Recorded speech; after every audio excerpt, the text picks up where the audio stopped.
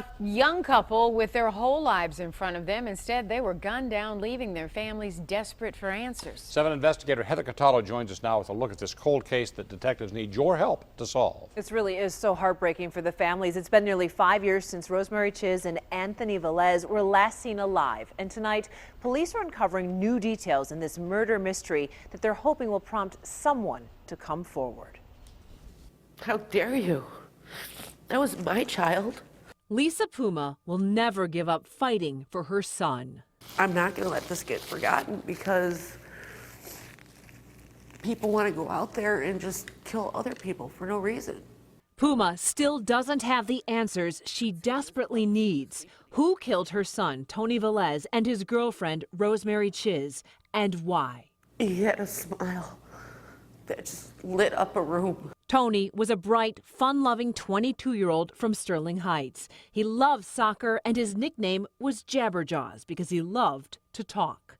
19-year-old Rosemary was from Clinton Township. She had recently graduated from Chippewa Valley High School and was taking classes at Macomb Community College. I just know she was a sweet girl. Detectives say on October 24th, 2011, Tony and Rosemary drove to Detroit's east side to sell some electronics, which Tony often listed on Craigslist.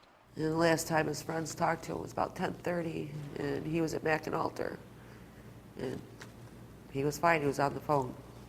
Around 1 a.m., Tony's gray Chevy Impala was found on fire on Lambert Street, not far from the old Packard plant. But Rosemary and Tony were not found till later the next day, about a mile away in a field. Police say Tony had been tied up and both had been shot several times. An hour and a half to jump him, beat him, pistol whip him,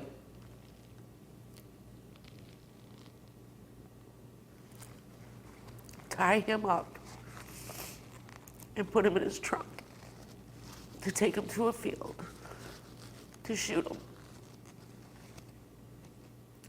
What animal does that? We believe that there were multiple suspects. Detroit Police Detective Ryan Mason says they don't know who Tony was planning to meet that night, but someone did see a black SUV in the area where the bodies were found. And that's not all. We're still investigating it, but we do have a person of interest that we would like to talk to as a possible witness. Detectives won't say who that person is, but they do want you to call them if you saw anything on that October night. Just go back in your mind and say, hey, was I driving over in that area? Was I, happen to be around it? I see a black SUV. Did I see something? You may not think it's important, but it's those small pieces to the puzzle that help us. Imagine being in my shoes and that being your baby, and people knew what happened to your child and wouldn't come forward or say anything to get these people off the street. Lisa Puma won't rest until her son's killers are caught. It'll never be over for me. It'll give us some kind of closure, but I still will never have a whole heart. There is a $10,000 reward in this case. Crime Stoppers and Detroit Police would like to hear from you. If you know anything about this, please head to WXYZ.com for details on how to contact them. Carolyn? Yeah, you got to hope someone will come forward. Thank you so much, Heather.